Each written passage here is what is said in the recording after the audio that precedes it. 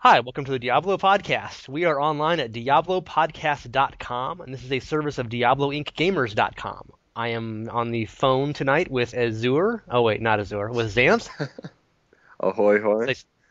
and the Eliminator. Hello. And are you currently naked, Eliminator? No, not yet. Only in Diablo 3 you're naked. Yes. I'll wait until we get a little bit later. Maybe I'll get naked. Are you currently hardcore Xanth? All the time. Okay, so that's our main topics for the show. We've got Eliminators into been playing naked, and that's why we don't use a podcast. That's why we don't use a video cast on the podcast. And Xanth is playing hardcore, so if he dies tonight, he will not be resurrected tomorrow, If unfortunately. he loses an argument, he must leave. There can be only one. So we're going to talk about that and the new patch 15 with difficulty level changes, lots of things that made it harder, and some least favorite character stuff, and other recent news, and possibly some Bobby Kotick jokes, if we can Yes. find any. Just a few. What show is without Bobby Kotick jokes, right? Yeah. Wouldn't be a show. Okay, so we'll start off Eliminator. You recently submitted a guest article that I posted on the site, and it was called, The Naked Truth? Yes. And all about playing naked runs. Yes. For people who don't know, can you give a brief summary of what a naked run is and why you do it? A naked run is when you start a game and you do not put on any gear besides basically the gear you start with. Some classes you could take off the starting weapon just purely because they could still cast their spells and use their skills with no weapon, but some classes like the barbarian and like the demon hunter need a weapon in their hand to be able to use some of their skills. That's kind of funny because the damage difference between those classes that can take off their weapon and just use barehanded is less than a point in DPS difference. So it really doesn't make that much of a difference for the classes that can take it off. Why I do it? I do it purely because I wanted to challenge myself to possibly give myself insight on what later difficulties of the game could feel like. Actually having to use defensive skills and strategy and such? Yes, you got to look at it when you're playing naked runs that every time you get a hit, you have to take note of being hit. Because you have to take note if you can use a potion or if there's a health globe nearby. It adds that layer of strategy that just is not there when you're doing a normal run in the beta. And you've been doing this for some months during the beta, and we've had a lot of patches that have made radical changes to the game difficulty, up and down and up and down. Yeah, there's been a lot of swings. When I first got the game back in late December. Naked runs, I didn't really start doing a naked run until I think the first or second week of January.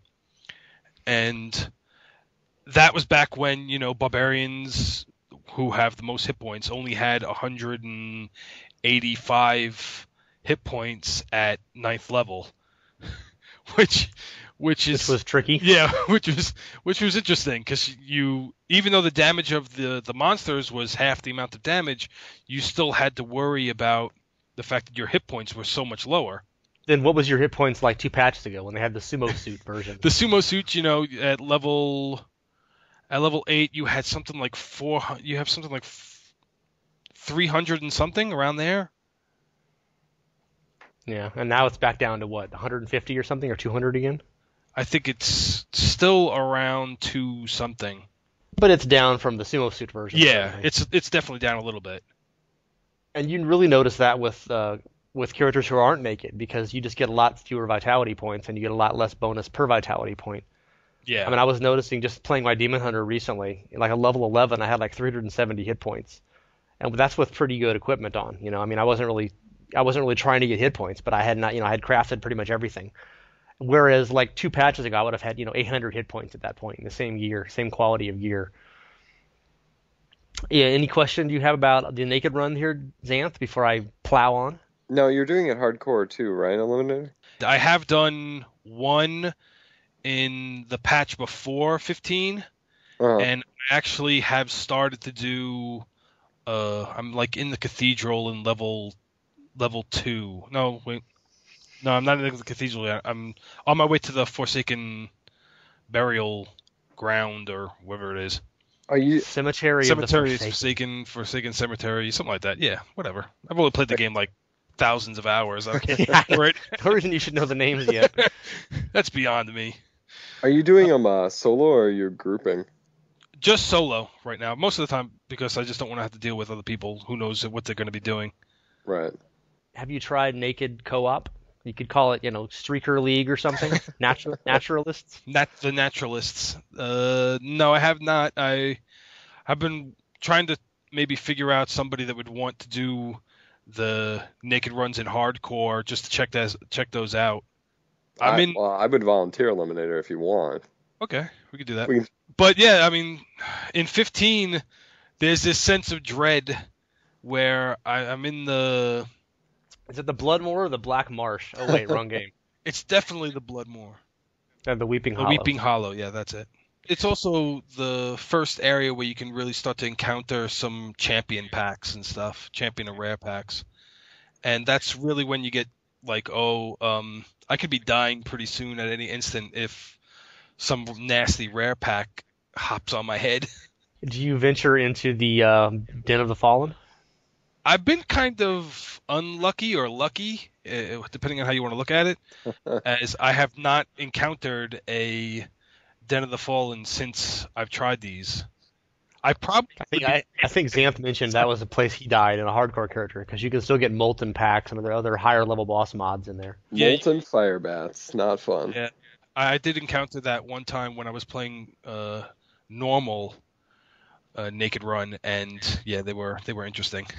So do you play occasionally with not naked just to see the comparison, how one is doing? Yeah, usually what I do is I try to play as soon as a new patch comes out. I try to get every class up to 13, just to see what they've changed. So what is the biggest difference, naked versus clothed, other than cold drafts? Do you get? Is it the damage you output, the damage you take, the style of play? I mean, all of the above.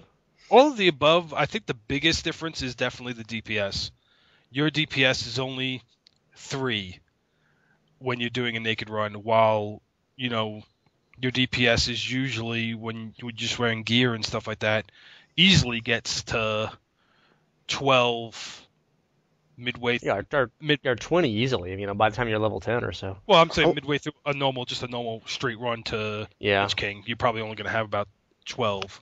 How long does the Skeleton King take then? Takes, depending on the class, about 7 minutes. Because he takes a long time with gear on now. I mean, they've raised his hit points so much. Yeah, it's definitely an endurance challenge when you're fighting him, and you got to be like, okay, now I have to run away from this. Now I have to let him summon up his guys. Now I have to let him kill his guys. I have to attack him a little bit, keep attacking him periodically as he's doing all that, so that you can have some health and stuff like that sitting around for you to run back over to after he's killed his own guys. Yeah, it's nice that when he kills his own skeletons, they still drop you health globes. Yeah. You think shouldn't he use those health globes then? It's like, hey, I'm free. Imagine it drops loot for him. You can't see. Yeah, he can power himself up. Which class would you say is your favorite, and which ones are like the hardest or the easiest compared to being not naked? Hardest is definitely naked is the barbarian, especially in this build where they've taken a lot of his defensive stuff away. 2 patches ago, I think it was, we had things like threatening shout. We had, which at that time reduced damage by 50%. Now it's which is the mega debuff. Yeah, it was the mega debuff. So you've got ground stomp now, but that's just a very short-term stun. Yeah, which is actually really that's the only real defensive skill he has is the ground stomp right now, and you have to periodically play the game of hit and run where you stomp, run away, hit a few times while they're stunned, and then run away to try to get yourself a little bit of distance to let your ground stomp recharge and then stomp again. Doesn't the first bash runestone actually takes away the stun, right? The bash runestone takes away the knockback. Yeah, takes away the knockback. And adds a stun, which is nice, but it's still a chance. It's not fantastic, And it's single target. I recall doing the Skeleton King with a Barbarian in the new patch and just using that taking off the rune just to get the stun back. Or, you're using the rune because it was the stun. It was useful because he took forever, with a barbarian. And I have equipment on, so I can imagine. I think the easiest one is the Demon Hunter right now. Especially with the Demon Hunter's Impale. Because with the Impale, with the rune that stuns, it's like kind of comical because you'd be like, oh, you want to fight me? Nope, stunned. And knocked back. Oh, stunned and knocked back. And big damage. And big damage, yeah. It's the be-all, end-all of Demon Hunter skills right now. Especially early on. But I gotta say, the new patch with Chain Gang for Entanglement is pretty darn good, too. Yeah, you get 4 monsters every shot. That one's nice. Yeah, you're guaranteed to do 4... you're guaranteed to get 4 hits on targets, as opposed to, the Hungering Arrow. You're not guaranteed to get those 4 hits. You're not even guaranteed to get 2 hits. Yeah, you might just get 1. Do you recommend naked runs for sane people? Will they learn things? Do you feel this is honing your skills for Nightmare and Hell and Inferno? Actually, yes, I really do. I think you'll definitely get a better understanding of the class by doing a naked run. You'll get to see, like, oh, well, I need to use this skill now because it's a skill that's going to help me keep me alive instead of it, I'm not taking this skill because it just doesn't do any damage. Yeah, there's a bunch of defensive skills that I've actually never used. I mean, other than to test them, like Diamond Skin for the wizard. It's like you just don't never need that. Yeah. But I guess naked, you might think about it. And the monk's got several. He's got the stuns and he's got the shield skills. He's got the blinding attack. I think for me the best one for the monk is the blinding attack, which blinds everything for a fairly large radius for a few seconds. They just stand there, right, when they're blinded. Yeah, especially with the rune that increases the duration to 4 seconds. And you can still hit them because they changed that now. It used to be when you hit them, it would break their blindness. Now they stay blind even if you do hit them. And when they're blind, they just stand there. They don't actually fight back at all. Yeah. It's like they're swinging wildly in the wrong direction or something. Except for elite enemies. Elite enemies have a 30% chance to miss. I mean, I definitely agree with the learning of mechanics, especially when you're talking about the Skeleton King. I mean, knowing that he can kill the skeletons and stuff like that. I mean, you play through a regular game now, and it's just burn down the boss as quickly as you can. You don't even see him do that kind of stuff. And I would hope, or at least imagine that, like in Nightmare and Hell and Inferno, that those kind of mechanics are going to be required almost to get through those encounters. And if you don't know them, and you're going to be walking in blind in those later difficulties. Do you notice any fun little features, Eliminator, when you're doing it? Like when skeletons have 1 hit point, they'll just stand there and taunt you and laugh and stuff. You notice little subtle things that no one ever sees otherwise? I've been hit, and I've actually been brought down to 0 hit points, and still been alive. So you have to go to -1 to die, apparently? Yeah, you have to be the -1 to die. I've also seen some funny things. I mean, this is just the game itself, though. This is not just in naked runs. But you tend to try to use it to your advantage when skeletons love to kick and break destructible objects. Yeah. And sometimes you try to do it where you aggro a skeleton and he's by one of the falling walls, and he'll kick the wall and smash it all down on top of a bunch of his buddies, which is always pretty funny. Another things you have to worry about, though, is when they're by like coffins or barrels and stuff, because they can kick those barrels, and if another skeleton happens to be inside that barrel, all of a sudden you have more people to have to worry about. So monsters in the catacombs, in the cathedral, lower levels have 20, 30, 40, like 50 hit points. And how much damage are you doing per hit when you're naked at that level? You're doing like 3.6, 3.8. So you're literally hitting stuff like 15, 20 times to kill it, individual monsters sometimes. Your normal damage. Actually, I was just saying your DPS. But when you use a skill, you do a little bit more. You may be doing like 6, but yeah, you're hitting them a whole lot, and you have to be totally conscious of I got to hit this guy, this many times So I got to be able to make sure I have the skills that I can defend myself from taking so much damage. How does it work when you have the cleave with the runestone that gives it the explosive effect when you kill stuff with it? Because when you're with equipment, every time anything explodes, everything else in sight basically dies. Yeah. But are you getting like mini explosions and then nothing's even dying from it because it's a percent of your weapon damage, right? Yeah. Well, what usually happens is when you're cleaving things, everything that you're cleaving is all at pretty much the same level. It's when new things come by that they don't die when they come in after someone, like if you only have like fighting one guy at that moment and you kill him and another guy came in like halfway through you attacking the first guy, he won't die necessarily from the explosion all the time. I'd imagine like the shock pulse with the wizard. You get that first runestone when the things explode in those little cones of lightning. Yeah. And that is just a godsend with equipment because everything dies it's ultimate crowd control. Yeah, it's pretty awesome, and it just looks like everything just dies. It looks like it's doing it, like more things are getting a chain reaction from it, but it actually isn't. And you said that by far the hardest part is that little room with the trapped chest in Cathedral 4. Yeah.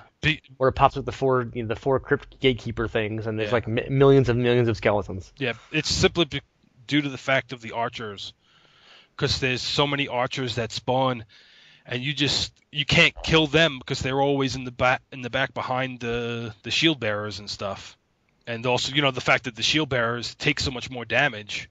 So you're sitting there pounding away on them, and they're blocking half the time, unless you have some sort of stun ability or penetrating ability. Let's see who has penetrating abilities besides the Demon Hunter.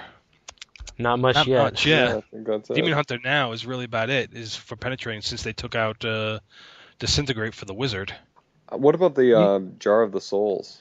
I mean, because that's coming a little bit earlier on. I mean, at least Cathedral 4, you're, I don't know, level 8, maybe 9.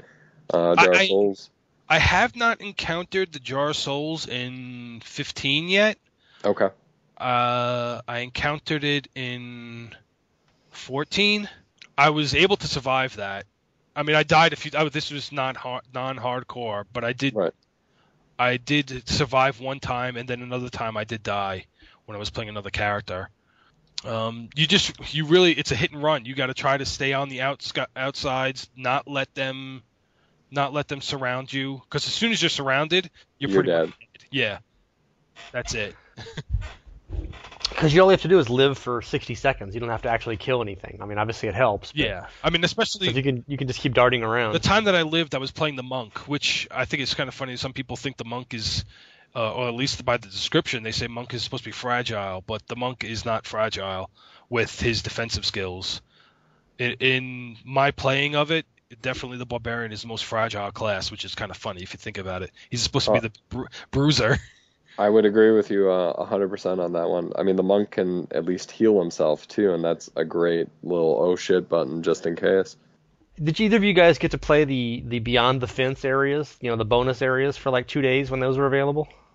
I had just got into the beta, I think, the week that was going around, so I think I was just so excited and probably spent the entire time creating characters while everybody was exploiting things, so I did miss that one. I actually missed it because I had work. Alas. Because it was much harder. So I'm thinking it just as soon as we're right past what's in the beta, it's going to be like, hey, all those skills you haven't been using that are defensive, go listen to them and go listen to the Eliminator, and he will tell you what should have been doing all along, because you'll need them quite soon. When I saw you post that article about people, or rumors of people getting into another part, I was like, okay, well, I'm probably not going to get into that. And I wasn't working that night, but then the next night it exploded and everybody had it and everybody was playing it. That was the night that I was working. I came home and it was like, oh, it's already over. Well, you can just another 50 days you can go back to it. Yeah. So and who knows if that's balanced like the full game is going to be. I think that was kind of a remnant of like earlier work or whatever. Right. Because a lot of it wasn't accessible anyway, but it just seemed like there's tons of different boss mods and much nastier monster behaviors. So it seems like very quickly after the beta, difficulty is going to ramp up quite a bit. Yeah, like the bull guys who charged you, and they were hitting pretty damn hard from the videos that I saw. Yeah, the trees had something where they put a whole bunch of like little seed pods out that were all poison, and you would lose like 600 hit points in like a blink if you were in the middle of this big field of poison tree things. Hmm. That was the most dangerous thing by far. I could just That's probably going to see be a nerf anyway. I could just see doing a naked run like that. You would probably have died from like 1 second standing on one of those things.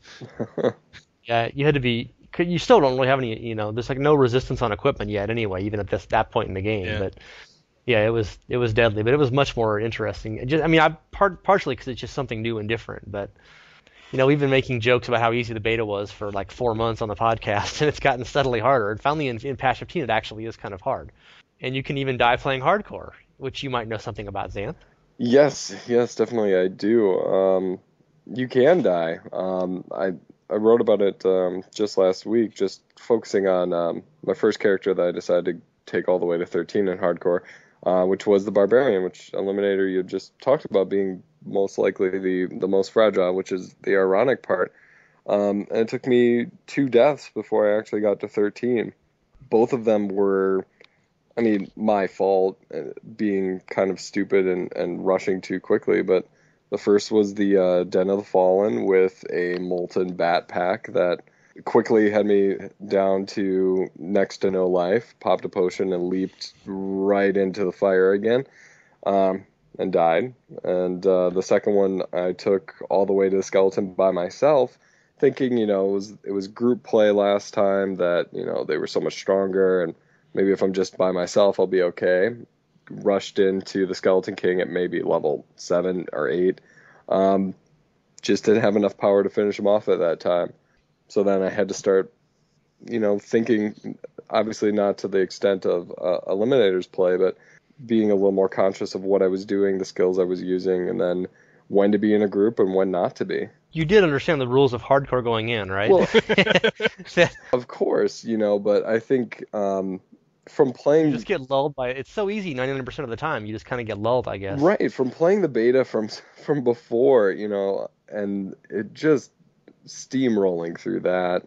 And then coming back in, and it is much more challenging. It's still what I'll be talking about next week, as I took my Demon Hunter to 13, and it was so much easier, this time, and with just a little gear and, full leveled artisans and what have you. But you get in that habit of it being so easy, and then you come in and like, oh crap, I should have been paying attention, or whatever it should have been. But at the same time, it was nice to die too, and like really kind of see like, oh shit, I do have to pay attention. It isn't that easy anymore.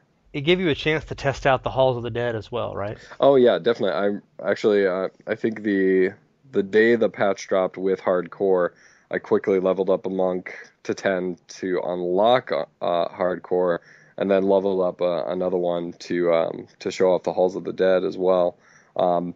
Which it's a great feature. I think it's really cool to have it in there. I was actually kind of a little disappointed by it. It's really basic. And I don't know necessarily what I was expecting, but maybe, I don't know, something a little better than just time played, what killed you. You do get a little picture of your character, but that's about it. For people who haven't seen it or who aren't even on the beta, I mean, it's pretty much the same as your regular character display. They're just not playable. Right. And you can see their equipment and stuff they had on when they died. No. Not even that. You get the picture of what the character looked like, so if you can remember what those particular items were, but chances are you don't. You really just see what they used to look like.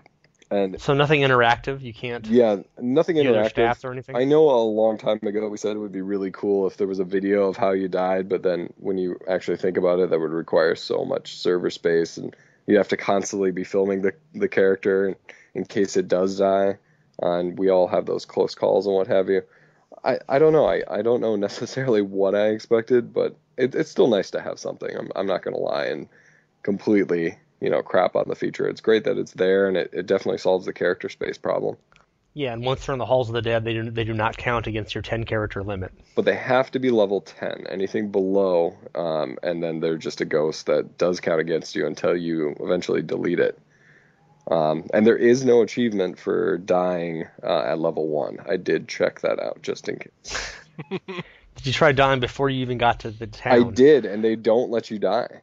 the monsters will actually stop attacking you at like half life. The zombies will just hang out around you. Huh. That's It's pretty I funny. recall one of the devs, I think it was Wyatt Chang, said his mom or his grandma or somebody died in that area. Maybe that was the change he made just for her. I guess I can. Said nobody should ever die before Tristram. Yeah, you shouldn't be able to die before you walk into town. It was very funny that I couldn't die, and I moved up to Rumford, and took that quest, and for the life of me, I can't remember if those zombies would kill me or not. I feel like they wouldn't either. I feel like you actually had to get into Tristram, do Leah's quest, and then go out before you could actually die. Well, the ground is covered in dead villagers Right. out there. I guess they didn't have the same skills as you. Well, they had never seen anybody fight like me before. At least I Yeah, was exactly. told. Don't you love when he says that when you just stand there and watch the whole Yeah, battle? I Like, laughed. I laughed when that happened. I think it's kind of funny even with the barbarian. What, you've never seen anybody just smash somebody in the head with an axe before? He's trying to build up your confidence. Yeah, I guess so. I was disappointed that there was no achievement for your first hardcore death. I would imagine that you noticed the big hit point change from the previous patches to 15 as well, given that you don't want to die hardcore. Yeah, And now you've got 300 instead of 900 hit points. I think as you guys were talking, I was trying to figure out how many hit points my barbarian had at 13. I think it's like 404 right now, which is not a lot. You definitely have to be conscious of what you're doing and the skills that you're using now, like using ground stomp when you're being swarmed on and getting swarmed upon at those early levels and you're stuck. It's basically a death sentence because you don't have any of those abilities that will, get you out of there. Like, I think barbarian, you get leap at 9 now. Yeah. And then I forget, vault from Demon Hunter is what, 11, something like that. It's about the same. Yeah, Yeah. It's like 9 or 10, somewhere around there. So you can't get out of there. A potion might save you a little bit, and you might be able to clear that pack. But I mean, I had a lot of close calls, especially with those first couple of barbarians, with just getting overwhelmed because you just weren't used to it. And potions now are actually useful, even in the small situations like the Skeleton King. If you mistime it and he smacks you with his hammer or whatever, you're probably going to need to use one because from what, at least my experience has been, and feel free to disagree with me on that, but it seems like the orbs do not drop when you absolutely need them. Like, they are nowhere to be found. But the second you're at full life and you mow down a pack of 5, there's 50 sitting right in front of you. I think that might be a human psychological construct. Yeah. Along the tunes of, there's never a cop when you need one kind of thing, right? It maybe, coming from hardcore, where you're used to spamming potions when, things are not looking your way, having that ability kind of gone, you're looking for those orbs at every chance you can get. It seems like they're never there. What I found was a lot of times when you're fighting those champion packs that drop the orbs when they're at 50%, you're so busy running away from them that the orbs are left far behind, and you have to try to like circle around them and head back to where you started to fight them to try to get those orbs. I wonder if later in the game when we get these larger radius of pickups, a pickup of gold and pickup of health orbs, if you have like a 20-yard radius, every time anything drops a health orb, you just automatically suck it up from wherever you're standing. You can kill things melee and they'll drop an orb and you can't get to it if there's other monsters right on top of you. Yeah. Right. But if you have if you have a 10-yard radius, you'll get it immediately. So maybe that'll make a big difference for the later game stuff. I have played, tinkered around with the Witch Doctor's passive skill, the Circle of Life. So whenever an enemy dies within 12 yards, there's a 5% chance that a zombie dog will automatically emerge. The range of this effect is increased by the items that increase your gold radius pickup. Patch 14, I had gotten +2 for every piece of armor except for helm, I think. So you had like 16-yard radius or something? I had the 12 for the skill itself. I had the 12 plus, like 16. So it was a pretty massive area effect that if anything died, I'd have a 5% chance. And also, I noticed how I didn't have to be anywhere near gold or the or the health orbs for me to be able to pick them up, and I could just imagine later on there's got to be a limit, a real quick limit to it. Otherwise, you're just going to pick up everything as soon as it drops, no matter where it is on the screen. Ellie had a character in a couple of patches ago that she'd put every item on. It was the same thing, and she had like 16-yard radius, and you could just kind of run in the middle of hallways, and every piece of gold would just go flying into you like a vacuum cleaner. It was almost like it'd be like being your own gold pet. That was back when after the gold pets were removed. I hated those things. Yeah, you have bad taste. I liked them. They were fun. I like the fuzzy ones. I could never remember to even cast it because it was always in my inventory, and I just was never even thinking of it. Well, that was back in the old skill system. I would just put it on my 4 key. Yeah. And that way I'd always just click a new one every 3 minutes or whatever. You'd find so many of the damn scrolls. You couldn't use them all up fast enough. Yeah, back when you actually clicked on bookshelves. Yeah, now, well, they drop gold. They got gold pretty reliably now, Yeah. so they're kind of valuable. Those and the stupid the urns, the lecterns. Yeah. Oh, yeah. The books that you pick up, I mean, they do give you experience as well. So going through and trying to level quickly, I would always grab them as often as I could. Yeah, the little Lockdown. I'm really worried about that Lockdown guy. I keep reading stories about him. I think something bad's going to happen. Don't tell me how it turns out, though. I Okay, don't want no spoilers. He's gonna be fine. He'll be okay, though, right? I think so. Yeah. Like after he killed the king because he was like angry. Just like It's funny if you listen to the story now, he sounds like kind of an asshole. He's like, Leoric sent us off to war and came back and he was raving, so I killed him. Like, wait, what? Like all the nuances of the Diablo 1 manual where Leoric was like going insane and killing townspeople and stuff are gone. And it's just like, yeah, he gave me an order I didn't like, so I cut his head off. Yeah, well, what can you do? But I loved him so much. Yeah, I felt really bad when I killed him, though. Yeah, I told my first wife that. Police didn't buy it, though. Okay, a couple of other hardcore questions. Have you done any co-op hardcore? Yeah, I predominantly I will go into co-op because I like playing with other people, and it's interesting to kind of see what they're doing. And I mean, we only have 13 levels, but I mean, it's interesting to see how other people are playing it and what they're doing. And is it actually co-op, or is it just 4 people in the same game doing their own thing? You'll start out in Tristram, and then you'll all make your way to whatever the quest dungeon is, and then you split. Usually it's the person who happens to be the highest level that you just kind of follow, and pick up their table scraps. Yeah, it's kind of sad in that respect. And I was playing a little bit today, and I was talking to somebody that I was playing with, and I think we both came to an agreement that it is co-op, but everybody does whatever they want. And occasionally when, like, you stumble across Jar of Souls, somebody might announce it, and then you all teleport to them and you do that. But until you actually need to rely on those other 3 people in the game, I don't see that changing. You saw a little bit of it in the bonus areas, where I saw one video where this one guy, he was trying to do this one thing on his own, and he just kept dying. And then he had to get the other guys to come over and help him. Yeah, my first game in the bonus area was with 2 other people, and we were all kind of traveling together like kids in a haunted house. We're all kind of sticking together and supporting. I was playing a wizard, and I immediately noticed that I was constantly out of arcane power. I mean, just immediately. Because, you used to be able to kill things in like 2 shots, and here suddenly they take 5 shots, and it's like, okay, I need to change around some skills and get some... Like, I immediately had to put Charged Bolt back on. Because I was using, Arcane Orb or whatever, and you shoot 3 of those and you have no power left. Right. Which is fine against, skeletons, but when you're doing these big-ass beasts that aren't even dead from it, you could really immediately see that resource management is going to be much more of an issue than you ever get in the beta.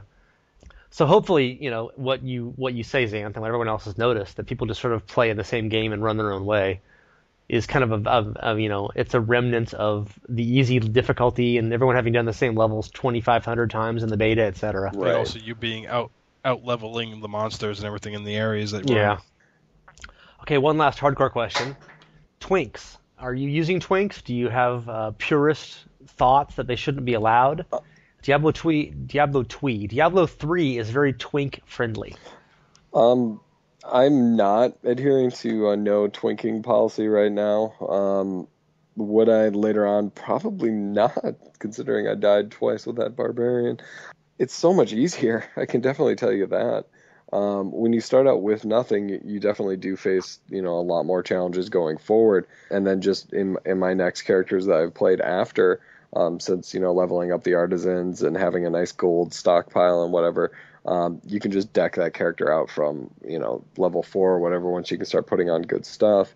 And it is much easier. And, from the hardcore perspective that when you die, it sucks and you want to get back to as, high a level as what you were before as quickly as possible. I think it's going to be great because it will, it's not going to power level you right to 60, but it's going to take a lot of that time away. It's going to make things a little bit easier. Do I respect those who would go the purest route and would just go straight up, this is what I'm going to do? Yeah, I think it'd be great. I think it'd also be really tough because the artisans are shared no matter what, unless you're going to, straight up delete everything. I don't know how you avoid that. And same with the gold, unless you're just going to, sell everything and then, buy a whole bunch of crap right away and delete it or something like that. But those two things, and even the shared stash, they're almost going to prevent you from not twinking in some respect. Have you been twinking much with your naked runs, Eliminator? Yep, all the time. I use twinking all the great equipment. all the great invisible great equipment. Actually, the only thing I do sometimes I do opposite of twinking. I handicap myself by putting on the shittiest stuff. Like I'll pick up a sword that has a minus. It would be like 1.1 DPS. I'm like, oh, I wonder how this works. How badly I'll be able to do something with this. They actually lower your damage from naked. They do. Right? Like when you take off when you take that type of weapon off and just have no weapon at all, you see your DPS go up, and you're like, oh, what is this, like D1 monk? You're hitting with a Nerf football. D1 monk was pretty funny because then you'd have sometimes later on in the game you'd take off your staff and you'd notice, wait a minute, my bare hands do more than this staff. You realize there was no monk before Diablo 3 Eliminator. He has been erased from our memories. Yeah, I know. Forget. Just like Iswal. Never happened. Just like Iswal. He never happened. General thoughts on the new beta patch. You guys have favorite characters or least favorite characters? Whoever wants to jump in on that. A favorite, even though it's been not the greatest run, Barbarian. I just feel awesome with that character. It seems like everything is going really, really well with it. I remember, back in September, and it felt like it had potential. Like it was really starting to ramp up, but you're already 13 and everything was dying in one hit. And now with the enhanced difficulty and the higher, hit points and stuff like that, I think we get to see what they're actually capable of. And while they're more fragile and it is a little more challenging, I think I can definitely confirm that Barbarian is going to be my first character on release day. In terms of least favorite, Demon Hunter. I don't know if that's necessarily a popular opinion, but there's something about it. I mean, going from previous experience, the Demon Hunter was so broken that you couldn't even play it, and it's nice to see what it should look like, but I felt so bored while I was playing it. It was almost like a chore to get it to 13 because I just didn't want to use the class. It wasn't difficult, didn't die, didn't feel like I was in harm's way at any point, but it just really felt boring to me. Seismic Slam. It added a lot of interesting nuance to the Barbarian.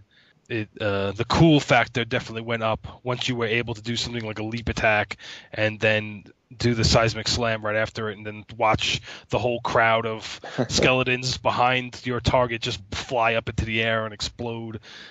For your comment about the Demon Hunter, I think that my main issue with the Demon Hunter is discipline doesn't really seem like a necessary resource, as to say. Yeah, I would agree with you on that. Like when I was using it, yeah, I'd run out because I would be spamming Vault or whatever. But I was just wondering the whole time, like, why do I need this? Why do I need to have a separate one so I could spam Vault and run out? Or like, why does it have to be like that? Yeah, I mean, you get a little bit of why you would need it when you're doing the naked run, but still, due to the fact that you can just take something like Caltrop and keep them always at a distance, that you never really have to worry about vault besides like, oh, well, I want to move just faster through a board. Right. That's really about it. Which is not a bad thing. Yeah, sometimes it's pretty good. There's a whole monk skill that just makes you run faster, right? One of his passives right now. Same thing as Barbarian later on, yeah. Yeah. Yeah, but the monk skill has the passive, the plus 10% movement. For me, I think the best class, I think surprisingly, I didn't really think it was going to happen, but the Witch Doctor. The poison darts now is spammable. Before you wouldn't be able to spam poison darts. Yeah, the machine gun rune effect. Yeah, now you can spam them, giving him a little low mana cost spell. And I love the dire bats for fire bats. It's like the runestone effect that makes them bigger and longer range. Yeah, it's like throwing a chakram that doesn't have such an erratic pattern. It kind of actually hits what you want to hit. Exactly. Yeah. So and it has penetrate too, so it just blasts through the line of guys. Like I did one where I had gear, and it did like 40 something damage, and I didn't have really great gear, but it was still doing 40 something damage to everything in that line, and it was pretty nice. It's funny they give you fire bats at like 5 now, and you can use it for like a tenth of a second, and your mana's gone. It's like, well, okay, I have it, but I liked the exploding frogs. I found that skill really, really useful, and I know they're still erratic, but like the explosion, I found myself just clearing packs with that. Oh yeah, the exploding frogs were a lot better than the normal frogs. Too bad they just moved the frogs to later now. Right. And now you don't get the exploding ones. But it's very much like the charge bolt rune effect, where they explode upon impact, and suddenly it's a great crowd control skill. Another thing that's really awesome for the Witch Doctor is the Soul Harvest. It does a tremendous amount of damage increase to your character. Like I went from doing 40% or near 50% damage bonus to after I used it and had gotten the best bonus 5-stack bonus, I had 150 percentage to my spells. Just to offer a counterpoint, my current favorite character is the Demon Hunter. For past level 11, it's really what the Wizard almost was earlier. It's super glass cannony. You have no defensive skills. You have tons of offensive attacks. You can use Vault to move really quickly, and you've got a whole wide variety of you got the multi-hitting entangling arrow. You've got the piercing. You've got the rapid fire. You've got chakrams. You've got other kinds of fire. He's got many attacks, a wide variety of stuff for all different occasions. You can move super fast. You can do really good damage to one target. The rapid fire runestone at 11 really increases the damage of that skill a great deal. And I think it's probably the fastest character to do Leoric runs with at this point, past level 11, just because you have much better single target attacks, and also you're really good against groups. And you move really fast, and you're constantly attacking and shooting stuff. And that's a play style that I enjoy. What's your least favorite Flux, then? The Barbarian.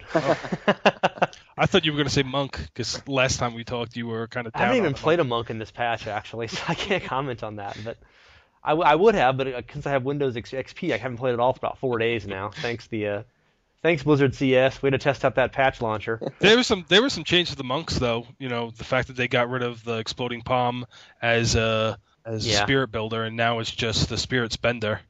I enjoy the barb past level 8 once you finally get the runestone and cleave, and you can finally have a good crowd control skill. Oh yeah, definitely. And I enjoy frenzy at 11, where you can start to really kick ass on single targets. But until then, it feels very much like every single mob. You go up to them, you start swinging a whole bunch, and things eventually die. And you can jump around once in a while. It just felt like very predictable, repetitious thing. Of course, you could say the same thing about other characters, but obviously, some of us enjoy some sorts of repetition and not so much others. Right. I guess for me with the Barbarian, the being a little bit more fragile, I like the fact that I was on my edge a lot more, whereas with the Demon Hunter, and it could be argued with any range character, you're a little bit safer, especially, coming from the hardcore mindset. You're a little bit safer. You're a little bit more removed from what's happening. And you get to keep your distance, and thus, you don't have to worry about your health bar dropping as much. And I guess maybe I'm just a little more tempted to be on the edge, a little bit closer to death with a barbarian right now. Oh, definitely, the barbarian definitely gives you that feeling, especially naked runs too, that you're very fragile. The monk is not nearly as you don't get that same feeling, but the barbarian you definitely. Oh, I have to go up to this guy's face to be able to do damage to him. I have to punch this unburied in the face like 20 times, and how many times am I going to get hit during this combat? You think to yourself, yeah, exactly. You think to yourself, I'm going to get hurt, and I might not even survive this. You got to think that with the barbarian. With someone like the wizard or the demon hunter, you're just like, yeah, whatever. You're just going to stay there. I'm just going to keep at a distance, and you're never going to get really close to me unless you have teleport. Right. Yeah, the wizard especially, because you have Frost Nova and you have Ray of Frost and you have Wave of Force later on. You have a lot of defensive slowdown stuff. Yeah, slowdown. I guess the Demon Hunter pushbacks. has caltrops, but I never used caltrops early on, so it's not really very helpful. But the first game I played in patch 15 was with a barbarian, and I had several really, really close call dangers. I never died yet in patch 15, but I was down literally. I couldn't see my hit points. I was probably under 10 a couple of times. The worst one I got was a big nasty boss pack on like Cathedral 2 or 3 or 4 somewhere in there of Unburied, and this huge gold. I think bosses are like physically larger in 15. They look more imposing anyway. Yeah. And he was in one of those little rooms where all the pews are, and there's a little narrow bridge going over to it. And I was going over this bridge, and I see just this. He seemed like he's about half the size of the screen off to the right. I was like, oh, this could be bad. And as you were pointing out, Eliminator, all you got is ground stomp. Yeah. And maybe you can get a stun with your bash. I was like level 7 or 8 or something, and I was like, okay, this is bad. And there's 4 of them. He's got his 3 minions with him, and I took him out in one of those big open rooms and ran in circles like 3 or 4 times, and finally killed one of his minions. And Barbarian runs really slowly, and you've got no leap yet, so you can't really dodge anything. Yeah. And these monsters have these huge hitboxes. Like the Unburied can hit anything anywhere near them. They hit with that big overhead tree smash. Yeah. Right. And I was just really, really low a couple times and running for health globes, and it was fun. And I've never played him since. So. Were they teleporting ones, or what kind of? I don't remember. It wasn't. It might have been frozen. Mm. It was not teleporting. It was something that made it dangerous when they were dying. I did die in patch 15 with a normal geared guy playing the Witch Doctor when I was first trying out the Soul Harvest, because I had not learned the mechanic yet that you actually have to be within a certain range of them. So I said, oh, well, here's a pack of Unburied. I shouldn't have that much problem with them. And I ran right up to them and used Soul Harvest, and then they all hit me at like the same time, because like you said, they got a huge reach. And I was like, crap, I better get the heck out of here. And I ran up. It was one of those like forked rooms, they have that main area, then they have the 2 stairwells on either side that lead to the 2 like little book rooms, and then they connect back up later. So I was like, oh crap, and I ran up one of the steps, and then they all teleported up to me, and it was like, and I was like, oh, I can't get away. And there's no more Spirit Walk. Yeah, and there's no more Spirit Walk, and I basically couldn't change any of my skills. I didn't have any zombie dogs to take the aggro off, and I just basically got mauled. And the zombie dog cooldown is really long now. I mean, 60 seconds. You really notice that. You get to the Skeleton King, and he wipes him out with one of those big sweeps. Oh, yeah. Like, hey, no dogs for a while. Yeah. That's one of the reasons why I started playing around with the Circle of Life, because I took the Sacrifice and had the zombie dogs and had the Circle of Life, so I was constantly trying to bring up zombie dogs, explode them. Maybe their explosion would get another zombie dog to summon up, and then keep going on like that. One other thing on the Skeleton King, he's now got almost 2,500 hit points, and they've lowered the DPS a lot and lowered the quality of equipment a lot, and it's a long battle. I mean, even if you're not naked. Yeah. And there's a big difference between the different characters in terms of how effectively they can fight against single targets. Like you get to 11 with a Barbarian and you get Frenzy, and it makes this just massive difference immediately. It probably triples your damage output on a single target. But my first game in 15 with the Barbarian, all you have is Cleave and Bash, and they're like 20 damage or something. He's got 2,500 hit points. Yeah. And it's a lot of damn cleaving and bashing. And there's a lot I of had you this- taking damage too, because he hits since he's hitting Yeah. harder too. Yeah. And you got to run. And Wizard is the same problem now. There's no good single target killing skill for the Wizard. I think maybe Ray of Frost is the best thing, but it's a very high resource drain. Yeah. So you get 3 seconds of that and take off a few hundred hit points, but then you have no resource, and you just have to back up and throw magic missiles for a while. So have you guys noticed any techniques you've been using for the Skeleton King before you're to level 13 or so, and what skills you've been using? I mean, it seems like it really varies between the classes now. I think it's just that, knowing that you're going into a predominantly single target fight, you have that brief little window, as you walk in, to switch up your skills a little bit and just selecting each one that you can. Because you're right, like with the Barbarian, I'm probably cleaving majority of the way through to Skeleton King, and the second I get in there, if I remember, I'll switch to Frenzy so I can take him down as quickly as possible. But really, I think it's just looking at your skills and saying which one is going to be the best against just one guy. But Frenzy's level 11, and you wouldn't have that in normal play when you get to the Skeleton King. Right. I'm just talking about in general Skeleton in King clear runs. I think it's just do whatever you can. It's a lot for me. It's a lot of running away, especially in hardcore. And at least with the group, it does become a lot easier and a lot quicker. Because while you're running away, somebody else is drawing his attention. He's going towards them. Then you can go back. You can wail on him a little bit, and just kind of rinse and repeat. I know, at least from my experience with the Barbarian, ground stomp was huge against the Skeleton King because you can stun him, and then you pour on a little bit of damage while you can. And actually, I had a group where it was 3 Barbarians, and we were able to kind of chain stun them, and that worked really, really well. I could definitely say, though, that with the Witch Doctor, it was a pain in the ass with the mongrels. Zombie dogs. Sorry, I always thought mongrels was such a much better name. I still use that whenever I can. I think it's a much better name. You and just probably about everyone else except for a few people on the staff that outnumber Jay Wilson, apparently. Because he liked mongrels better too. He had made a remark. They don't even look like dogs. I'm just saying. They don't. They look like arms. They don't look like dog legs. They look like they have arm legs. Yeah, they're not really quadrupeds. They look like people crawling on the ground. Exactly. They're weird and stunted and monstrous. But anyways, Like chihuahuas. with with the Witch Doctor, I mean, it was that was a real pain for that fight. Just because you've been using those I'm just gonna call them mongrels. You've been using those mongrels all the game, and then all of a sudden they're just immediately taken away from you because he does one shot them, especially now. So you have to adapt your gameplay a little bit and really figure out what's gonna work. Lots of poison dart. Witch Doctor is really good against single targets because you can stack many types of attacks at once. Yeah, the corpse spider. You can have leaping spiders. You can have haunt. You can have triple shot poison darts and grasp of the dead. All 4 skills all at once on the same target. Yeah.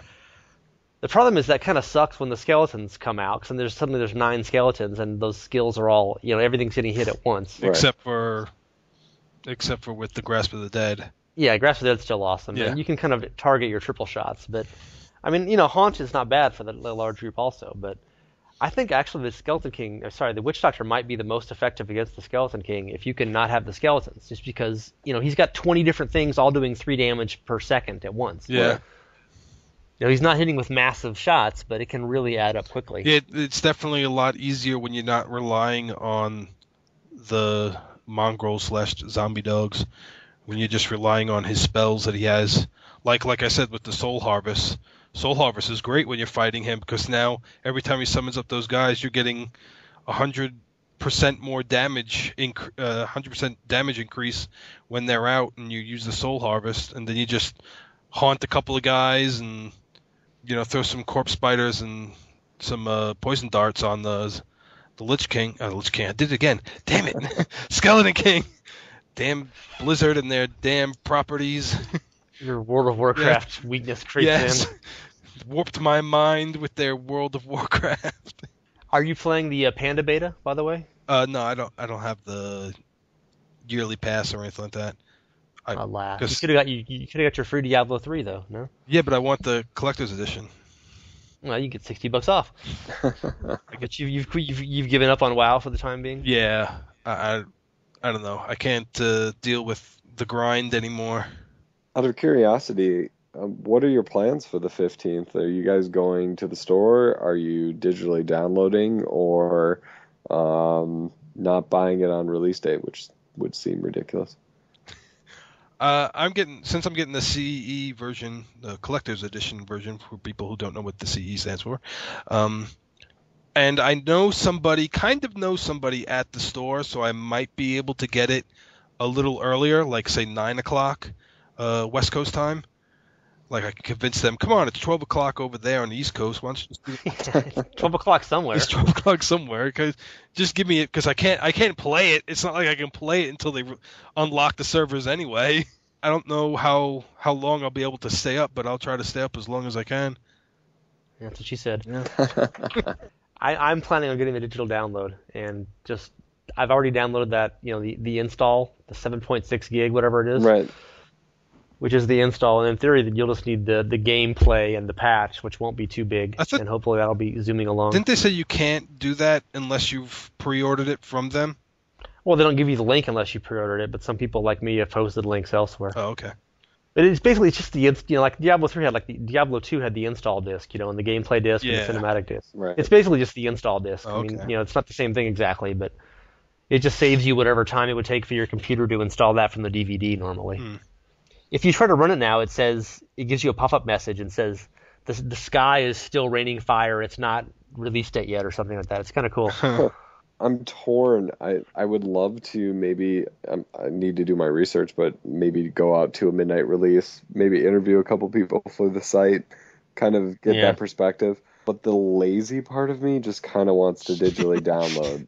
Where do you live, Xanth? I'm in Milwaukee, Wisconsin. I'm kind of torn because at least with the digital download, it's easier. But I know you guys were playing it in patch 15, and before they did that weekend-long patch, the one that was supposed to happen on Friday and then was concluded by Sunday, there was just horrible lag. I don't know if it was the same on your end as it was on mine. I guess that makes me hesitant because maybe I could go out to the midnight release and be, get home and install it, and the servers are going to be so jacked up that it wouldn't have mattered that I went out and did that. Yeah, I would not get the digital, except that you can't play it, offline anyway, so what the hell? Right. I mean, I guess it doesn't matter. You can get digital download of Diablo 2 and play it single player, but, I mean, there's some psychological level of it to me that it seems like there's no point in actually having a physical copy when I can't play the damn thing anyway, unless I'm on BattleNet. So I just figure whatever's cheaper and easier and quicker. But you get a box. A box. A box. Indeed. Maybe there's a booklet inside. Do you have your Diablo 2 box anywhere to be seen? Probably 2 or 3 of them somewhere. Well, somewhere, yeah. So I mean, I enjoy the manual. I do like that. I still have my Diablo 1 and Diablo 2 and D2X manual sitting around. Yeah, I still have those, and then I did pick up the Book of Cain, and those are all great. I think after the Book of Cain, I can't imagine what new bits of information they're going to have in this manual. The Book of Cain for me is kind of like a love-hate relationship. I kind of love the artwork and stuff and some of the story stuff, and then you get to other parts where you're like, no, this is not the way it happened, and I don't know why you changed it, type of situations. Like every time they talk about the Dark Exile, I get this bitterness to roll over. You get a twitch in one of your eyes. Yeah. Just, can we not talk about this? Can we not bring this up? It's been metconned. Yeah. by our good friend Chris Metzen. So it's his story. He'll do what he wants, right? Well, it is now. Everyone else quit. So. Everybody else left. They don't care. Okay, guys, we've gone a little long here. Any last thoughts? I mean, May, are you guys pleased with it? That's right. I am. Yeah, I've got a couple of weeks off during that time, so. Yeah, the Tuesday release is kind of cruel. I mean, they always do it on Tuesday, but right. People with real lives and real jobs, it's like midnight Tuesday. Really? I can't play seriously for 3 days now. That's why they're hoping so that they won't have the servers crash. Yeah, I mean, Eliminator, you've played WoW for a while. I mean, obviously you don't anymore, but were you playing when it first came out? I played. Nobody was when it first Yeah. came out. Well, yeah, exactly. I guess that's my concern is, do you think it's a possibility for, Diablo 3 to have their servers just not be up and functional or Well, I ready really for the onslaught? I think there's always a possibility for this to happen because they could always underestimate the pull of a game. Do I think it's probable? Probably not. I think they've learned from what happened with WoW and the subsequent patches and expansions that they should really have it up to snuff. StarCraft 2 pretty much came out flawlessly. There was not a whole lot of issues going on with StarCraft 2. And the Diablo 3 beta has been flawless as well, with zero downtime, and always the patches are always done when they say they will be. Within like 2 minutes, usually. I gotta say, I never really noticed much of the patching in StarCraft 2 when I was in the beta for that. I think there was a lot less patching in StarCraft 2, partially because they had that 6 months delay because BattleNet wasn't ready. Yeah. And you weren't playing the single player version; you were just playing head to head. So they only had to patch things for multiplayer. We're just changing the hit points of the Reapers or whatever. Whereas in D2, D3, we've seen massive changes. Many times, full character wipes like 5 times or something. Right. Almost every patch. Yeah. I mean, coming from, playing in September, October, November to, this month and obviously last month, it's almost like a whole new game. It's such a huge improvement by comparison. So you're right. There have been some massive changes to this game. I can just imagine for you, Flux, because you've been playing it really since it almost came out, the beta. It must feel like the 2 complete different games. More than 2. Well, okay, like 5 during the course of the thing, but now it's just like the first patch. It's nice that they've mostly been improvements. That certainly is a bonus. There have been times that things have gotten worse, or like the sumo suit patch, where it was like, okay, now the entire game is an hour and a half tutorial, where you can't die. Yeah, or the ugly UI patch. Well, it's kind of still there. We're in the ugly UI. Oh, wait a minute. This is version B of the ugly UI patch. Yeah. But we've kind of gotten used to it. We wouldn't have known any better if we hadn't known any better. Yeah, true. If you guys could make one change to the beta, what would it be though? Or one change to the game before May 15th? PvP. Well, aside from the one thing that they're not going to put in right now. Oh, by the way, I remember on our hardcore podcast, I said there was no way they were going to ship a hardcore arena where you died. I think I'm going to count that as being technically right. So it's your fault. Yeah, thanks. Basically, yeah. But they said they had the whole thing. We're not going to have permanent death. We don't think. We're not sure. Which was, you and I and other people were very adamant against that, right. Wanting there to be actual hardcore community of dueling. Right. And Blizzard's like, we'll show you. Nobody gets dueling. How about that? Goddamn hardcore people complaining all the time. I think for me, if they can get something that you changed, it would probably be still the UI for the skill select. I wish they had an option, like if you pick the advanced mode or whatever, that it would kind of look more like it did before they changed the whole system around. Right. Where it was nice and sleek and easily, okay, well, I want this, and this slot. Okay, guys. I think we've covered the bases here. I think we have. Definitely. And you've been listening to the Diablo Podcast. We are a service of DiabloIncGamers.com, and you can find us online at DiabloPodcast.com. Bye. Adios. Moo. Muchachos. Moo. Hardcore cows. Moo.